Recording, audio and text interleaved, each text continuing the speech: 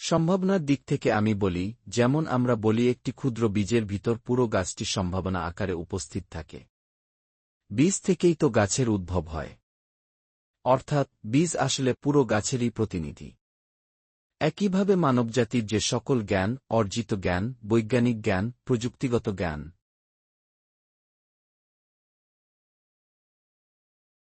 এসবের সম্ভাবনাময় রূপ প্রথম মানুষ আদমকে দেওয়া হয়েছিল। এর মানে হল, আল্লাহ আদমকে এমন সব সামর্থ্য ও ক্ষমতা দিয়েছিলেন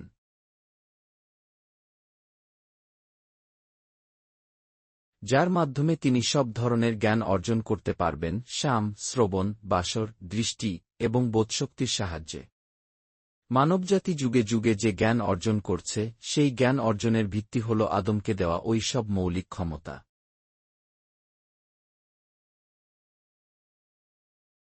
এরপর আল্লাহ আদমকে সবকিছুর নাম শিখিয়ে দিলেন এবং সেগুলো ফেরেশতাদের সামনে উপস্থিত করলেন।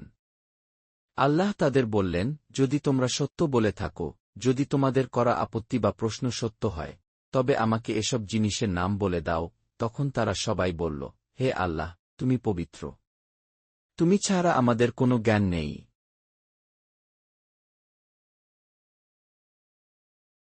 তুমি যা শিখিয়েছে শুধু তারই জ্ঞান আমাদের আছে। বহু মুফাসসিরের মতে, এর অর্থ হল, আল্লাহ ফেরেশতাদের তাদের নিজ নিজ দায়িত্বের সীমিত জ্ঞানই দিয়েছেন।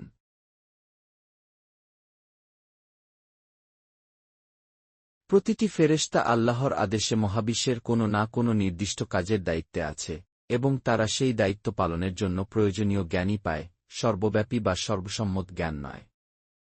কিন্তু মানুষকে দেওয়া হয়েছে এমন ক্ষমতা, যার মাধ্যমে সে সর্বব্যাপী জ্ঞান অর্জন করতে পারে, প্রাকৃতিক নিয়ম, রহস্য, সৃষ্টির গুপ্ত সবকিছু অধ্যয়ন করতে পারে।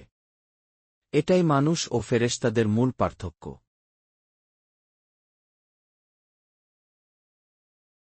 তবুও আদমও আল্লাহর শেখানো ছাড়া কিছুই জানতে পারতেন না।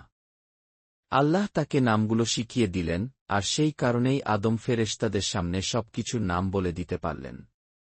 কিন্তু বিষয়টির গভীর অর্থ হল, ফেরেশতাদের জ্ঞান সীমিত, তাদের দায়িত্বের ক্ষেত্র পর্যন্ত আবদ্ধ, আর মানুষকে দেওয়া হয়েছে সীমাহীন অনুসন্ধানী ক্ষমতা, যার মাধ্যমে সে জগতের সবকিছু জানতে পারে, যতটা আল্লাহ ইচ্ছা করেন।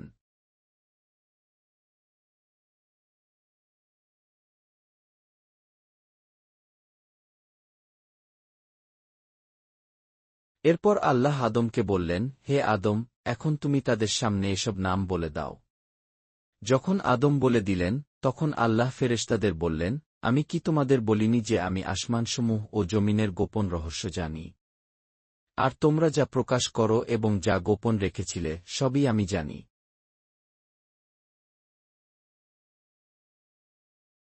এখন এখানে একটি অত্যন্ত গুরুত্বপূর্ণ দিক আছে।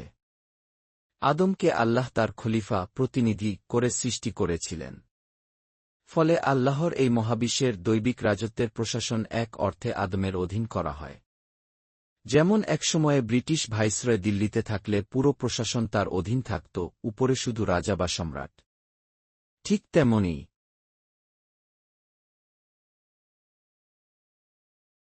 আদমের উপর শুধু আল্লাহ, আর মহাবিশ্বের পুরো কর্মযজ্ঞ পরিচালনার জন্য নিয়োজিত ফেরেশতারা আদমকে মান্য করতে হবে। এ কারণেই আমরা আজ চাঁদে পৌঁছে গেছি, কোনো ফেরেশতা আমাদের পথ আটকে দেয়নি। কারণ আমাদেরকে জগতের নিয়ম, প্রকৃতির আইন, মহাবিশ্বের রহস্য অনুসন্ধানের ক্ষমতা দেওয়া হয়েছে।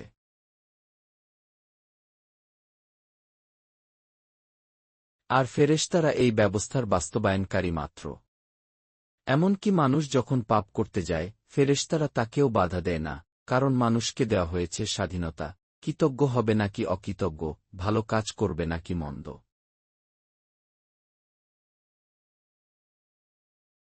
আসলে আমরা একটি পাও নড়াতে পারতাম না যদি আল্লাহর নিযুক্ত ফেরেশতারা তাদের দায়িত্ব পালন বন্ধ করে দিত। কিন্তু আল্লাহর নির্দেশে তারা মানবজাতিকে তার স্বাধীনতা দিয়েছে।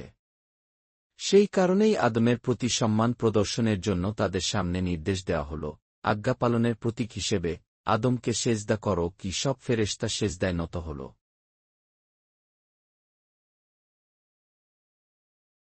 কিন্তু ইবলিস ব্যতিক্রম। এখানে কেউ ভুল করে মনে করতে পারে, ইবলিসও বুঝি ফেরেশতা ছিল। কারণ বলা হয়েছে সব ফেরেশতা সেজদা করল, শুধু ইবলিস ছাড়া। এখানে ইল্লা ইবলিস দেখে অনেকে মনে করে সে ফেরেশতা ছিল। কিন্তু কুরআনের অন্য স্থানে, বিশেষ করে সূরা কাহফে স্পষ্ট বলা হয়েছে সে ছিল জিনদের একজন।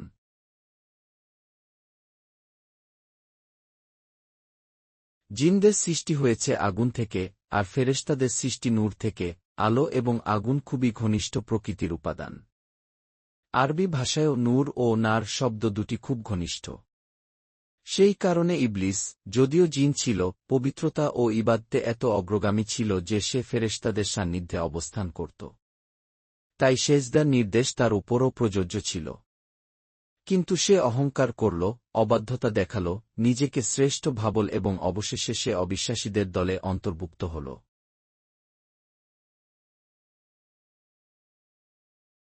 এরপর আল্লাহ আদমকে বললেন, হে আদম, তুমি ও তোমার স্ত্রী এই বাগানে বসবাস করো। এখন প্রশ্ন আসে, এ বাগান কি জান্নাত ছিল নাকি পৃথিবীর কোনো বাগান? এ বিষয়ে বিভিন্ন মত আছে। অনেক মুফাসসিরদের মতে, এটি জান্নাতেরই কোনো বাগান ছিল, যেখানে আদম প্রথমে অবস্থান করেছিলেন।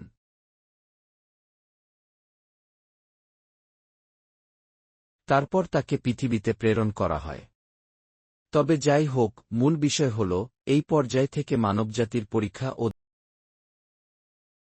আমি সম্ভাবনার দিক থেকে একটি কথা ব্যাখ্যা করতে চাই। আমরা যেমন প্রায়ই বলি, একটি ক্ষুদ্র বীজের ভেতরেই সম্পূর্ণ গাছটি সম্ভাবনার আকারে লুকিয়ে থাকে। বীজটিই যেন ভবিষ্যতের একটি পূর্ণবয়স্ক বৃক্ষের প্রতিনিধি।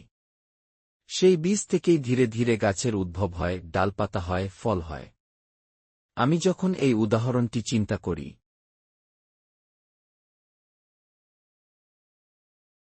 তখন মনে হয় মানবজাতির যে বিপুল জ্ঞান, নানা ক্ষেত্রের অর্জিত জ্ঞান, বিজ্ঞান, প্রযুক্তি, প্রজ্ঞা, এসবের সম্ভাবনাময় মূলরূপ প্রথম মানব আদম আলাইহিসসালাম এর মধ্যেই অর্পিত হয়েছিল।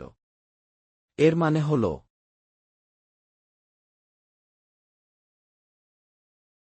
আল্লাহ তাকে এমন মৌলিক ক্ষমতা ও সামর্থ্য দিয়েছিলেন, যার ভিত্তিতে ভবিষ্যতের মানুষ সব ধরনের জ্ঞান অর্জন করতে পারবে। আমি বুঝতে পারি যে মানুষ যা কিছু জানতে পারে, শ্রবণশক্তি, দৃষ্টিশক্তি, বোধশক্তি, এসবই আদম আলাইহিসসালাম কে দেওয়া সেই প্রাথমিক ক্ষমতারই পরিণত রূপ।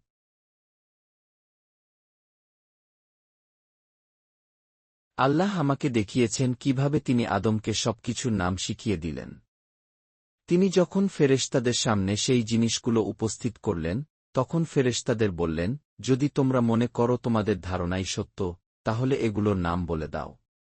কিন্তু তারা বিনীতভাবে বলল, হে আল্লাহ, তুমি পবিত্র।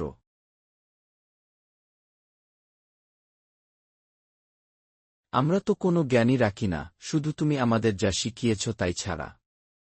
বহু মুফাসসির এই বিষয়ে বলেন, ফেরেশতারা শুধু তাদের দায়িত্ব পালনের জন্য যে সীমিত জ্ঞান দরকার, তাই পেয়েছে। তারা মহাবিশ্বে আল্লাহর আদেশ অনুযায়ী নির্দিষ্ট কাজ করে থাকে, আর সেই কাজের জন্য প্রয়োজনীয় জ্ঞানই তাদের দেওয়া হয়, কিন্তু সর্বব্যাপী জ্ঞান নয়। আর আমি মানুষ হিসেবে উপলব্ধি করি,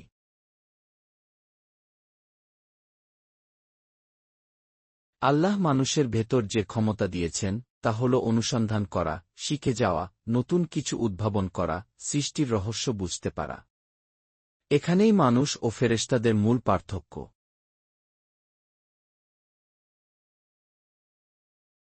তবুও আমি এটাও বুঝি, আদম আলাইহিসসালাম নিজে থেকে কোনো কিছু জানতে পারতেন না, আল্লাহ তাকে শিখিয়ে না দিলে।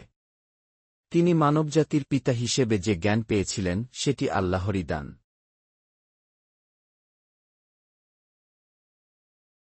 আল্লাহ যখন তাকে নামগুলো শিখিয়ে দিলেন, তখনই তিনি ফেরেশতাদের সামনে সেগুলো বলে দিতে পারলেন। আর আল্লাহ ফেরেশতাদের বললেন, আমি কি বলিনি যে আমি আসমান ও জমিনের গোপন রহস্য জানি? তোমরা যা প্রকাশ করো এবং যা গোপন রাখো, সবই আমি জানি।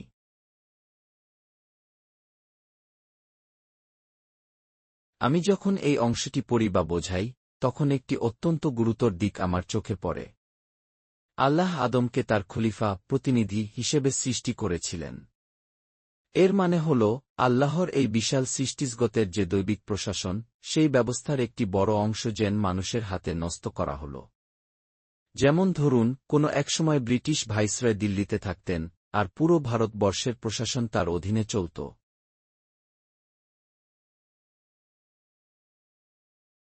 কিন্তু উপরে ছিলেন রাজা। তেমনি আদম আলাইহিসসালাম এর উপর শুধু আল্লাহ আর মহাবিশ্ব পরিচালনার জন্য দায়িত্বপ্রাপ্ত ফেরেশতাদের তাকে মান্য করতে হতো। এ কারণেই আমরা মানুষ আজ চাঁদে পর্যন্ত পৌঁছে গেছি।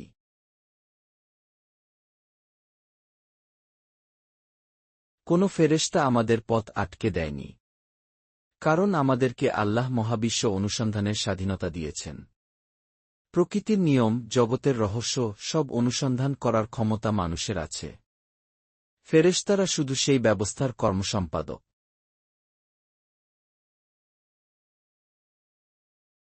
আর আমি উপলব্ধি করি, মানুষ পাপ করতে গেলেও ফেরেশতারা তাকে বাধা দেয় না। কারণ মানুষকে দেওয়া হয়েছে স্বাধীনতা, সে কৃতজ্ঞ হবে নাকি অকৃতজ্ঞ, সৎকর্ম করবে নাকি পাপ করবে, এটা তার নিজস্ব সিদ্ধান্ত।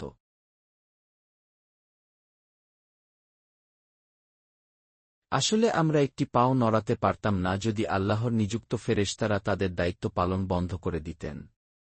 কিন্তু আল্লাহর নির্দেশেই তারা মানুষকে তার স্বাধীনতার পরিসর দিয়েছে।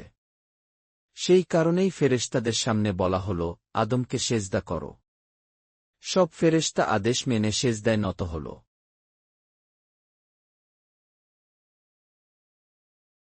কিন্তু ইবলিস ছিল ব্যতিক্রম। অনেকেই ভুল করে মনে করে ইবলিসও বুঝি ফেরেশতা ছিল। কারণ বলা হয় সব ফেরেশতা সেজদা করল, শুধু ইবলিস ছাড়া। কিন্তু কুরআনের অন্য আয়াত, বিশেষ করে সূরা কাহফ, স্পষ্ট জানিয়ে দেয় যে সে ছিল জিনদের একজন। জিন সৃষ্টি হয়েছে আগুন থেকে, ফেরেশতা সৃষ্টি হয়েছে নূর।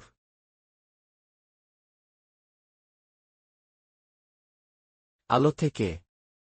আলো ও আগুন স্বভাবগতভাবে ঘনিষ্ঠ, আরবি ভাষায়ও নূর ও নার খুব কাছাকাছি।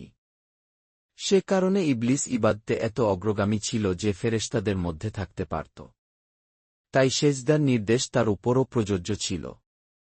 কিন্তু সে অহংকার করল, নিজের শ্রেষ্ঠত্ব জাহির করল, অবাধ্য হল এবং অবশেষে সে অবিশ্বাসী হিসেবে গণ্য হল।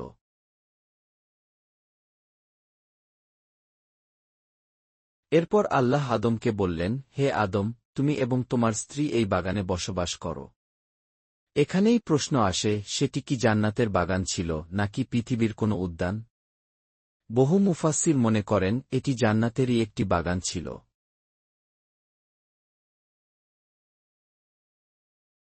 যেখান থেকে পরে আদমকে পৃথিবীতে পাঠানো হয়। আবার অন্য মত আছে। তবে যাই হোক, মূল বিষয় হল মানবজীবনের পরীক্ষা এখান থেকেই শুরু। এখান থেকেই দায়িত্ব, এখান থেকেই মানবজাতির যাত্রা শুরু হল।